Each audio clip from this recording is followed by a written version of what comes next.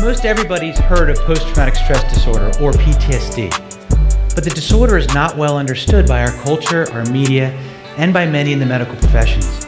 I think perhaps it's because the name has the word stress in it. So it's logical to assume that whenever people are having a hard time adjusting to a series of stressful or traumatic life-changing events, that they might have the disorder. But the disorder is much more specific than that. Traditionally, it's thought of being comprised of at least 3 components: re-experiencing symptoms, arousal, and avoidance. Typically, people get re-experiencing symptoms in the form of vivid, intrusive memories and nightmares of the traumatic event.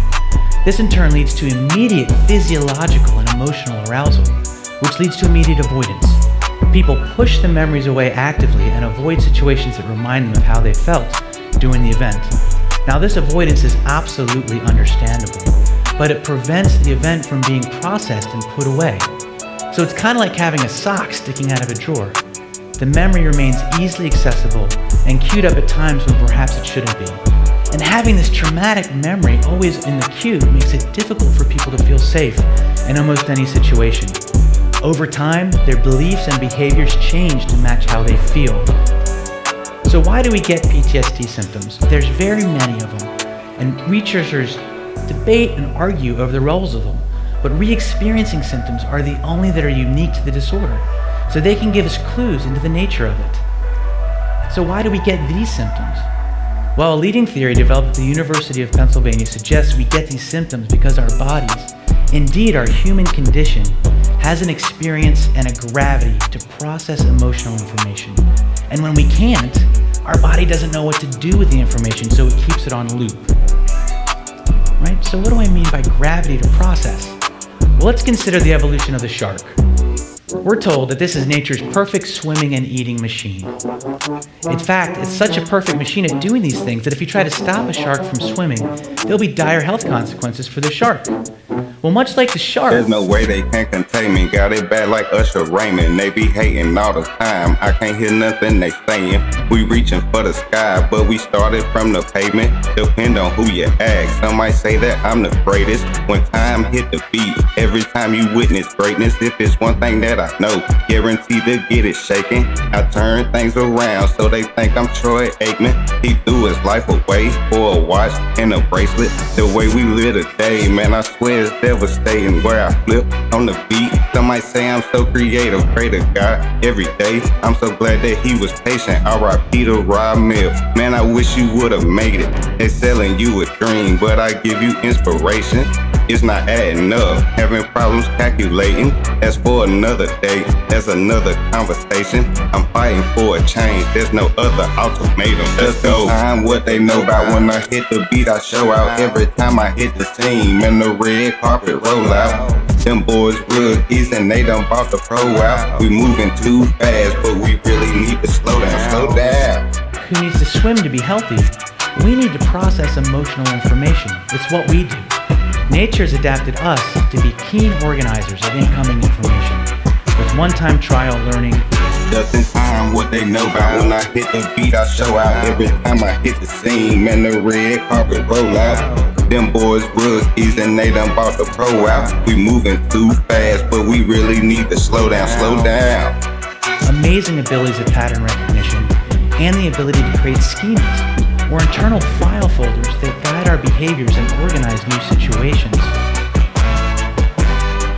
All of these amazingly evolved capacities are all focused on giving us an ability to instantaneously stamp and recall emotional content related to incoming information.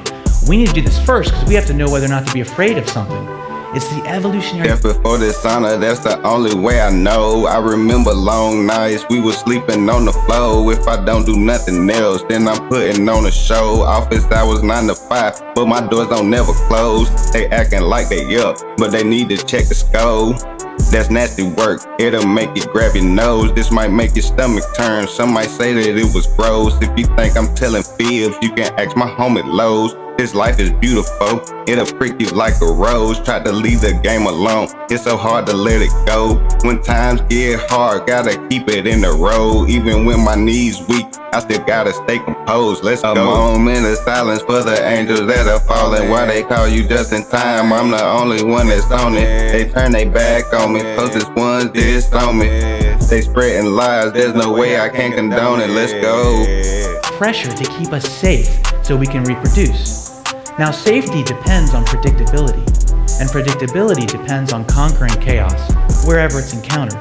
And our brains are a moment of silence for the angels that are falling. Why they call you just in time? I'm the only one that's on it. They turn their back on me, closest ones disown me. They spreading lies, there's no way I can condone it. Let's go. Physically arranged to facilitate this immediately. As a result, humans aren't very capable of experiencing chaos. We use the word loosely to describe disorganized situations, but true chaos is beyond description to us. It's almost as if we've been evolved not to touch it. Art can help us understand this. Consider this artistic rendition of chaos. Well, almost immediately, you've already processed and organized what's going on in this photograph. It's interesting, but it doesn't really challenge our core experience of order in the world. And all art that tries to get us to experience chaos is going to hit this same barrier.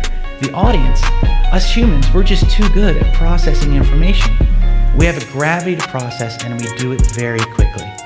So again, what exactly am I talking about with all this gravity to process stuff? Everybody listening to this talk can understand in their bones what I'm referring to. Imagine you're going to walk into this Quickie Mart to get some milk. You have an internal file folder for what this experience is all about. You know the milk's going to be in the back in a glass cabinet. There might be a bubble mirror to stop you from stealing, right? And you hope you're not behind somebody who's getting lottery tickets. We know exactly what this is. And the more the event matches our internal file folder, the less memorable it is. Months will go by and you won't even remember that Thursday when you got milk. And I think we all should agree on this. But now let's say you walk in here and you see something completely weird, like a clown juggling. Well, immediately, without you wanting to, deciding to, or maybe even being aware, you start flipping through probabilities of why this clown is here and looking around for clues to sort it out. I want to invite everybody to appreciate that it would take an extraordinary human being to see the clown and not try to figure out why is he here. Right? That's our gravity to process. But now let's say you walk in this Quickie Mart and there's an elephant in the back, and it's mayhem. He's taking up 5 or 6 rows. There's mounds of ho-hos and Twinkies. You make your way over to everything and get your milk and ask the cashier, "Hey man, what's up with this elephant?" The cashier's no help. He says, "I don't know." Well, now we have a very difficult situation to process, and I think we all can agree that it's going to stick out. Next time we see an elephant or any zoo animal, we're going to think of this Quickie Mart. Now, the very important difference between this elephant example and something that can cause PTSD is that the elephant doesn't carry with it the intense emotions associated with a life-threatening event, so we don't avoid thinking about it. In fact, the opposite happens, right? You're gonna tell everybody you know about this elephant. You're gonna be on Facebook with the elephant. We're gonna be able to see selfies of you and the elephant online, right? Check me out. My flow is so essential, this what the game needed. You can ask my brother Kobe, you can ask my cousin Peasy. They got fortune and fame, but I'm here for a reason. The harvest was plenty at the end of the season. Bless you, I don't think nobody's sneezing. I did all that I could, but history repeated. Mr. Time, that's the way that they treat me. It's a gift and a curse, man. Sometimes it's so relieving. Show they hand every time, but we didn't want to see it. Set the game on fire. I'm a borderline genius. God forgive me for my sins, cause sometimes I got greedy from a dime to $1 and they still can't believe it. Let's go. There's nothing that can stop me, I keep going through the chaos. They ride the bench, but we ball like it's the playoffs. We shooting threes, we not going for no layup. We striking fear, now nobody wanna play us, let's go. And as a result, you're gonna process this event, and it's likely to go into a folder that says some version of crazy things happen in the world, and I don't know why. There's nothing that can stop me, I keep going through the chaos. They ride the bench, but we ball like it's the playoffs. We shooting threes, we not going for no layup. We striking fear, now nobody wanna play us, let's go. And as we get older, that folder gets larger and larger, right? It's one of the reasons why we don't get PTSD from simply perplexing events. So you see, in PTSD, it's not necessarily that the event was so stressful. It's that the event is so emotionally different from anything we've experienced that we don't have a file folder. And the associated feelings are so intense that it prevents us from making one, even though it's well within our capacities to do so. In truth, it's probably the case that only life-threatening events are strong enough to get us to experience something emotionally that's brand new. I got so much style, make sure you gon' remember me. They try to take me down, man, they try to dismember me. That's fuel to the fire, cause I only grew mentally. This beat to make it move. Now everybody fidgety. Breaking news, how I rip the beat so quickly. They hanging from the strings like they playing in the symphony. When I was down, man, nobody showed me sympathy. Get this train on track, how we gotta do simply. Thank God for the strength, I'm so glad that he equipped me. R.I.P. to A-Town and free my homie Timothy. We moving backwards, I swear it's so bewildering. That's nasty work, how I rip the beat so filthily. 500 degrees, burn you in the third degree. I'm the hottest rapper out, you ain't never heard of me. We moving slow, need a sense of urgency. They full of hate, I don't let that worry me, let's go. But without that experiential file folder, it's as if all the assumptions we rely on fall away during the moment of the trauma. And we're face to face with sheer, unmediated experience. 500 degrees, burn you to the third degree. I'm the hottest rapper out, you ain't never heard of me. We moving slow, need a sense of urgency. They full of hate, I don't let that worry me, let's go. Or chaos.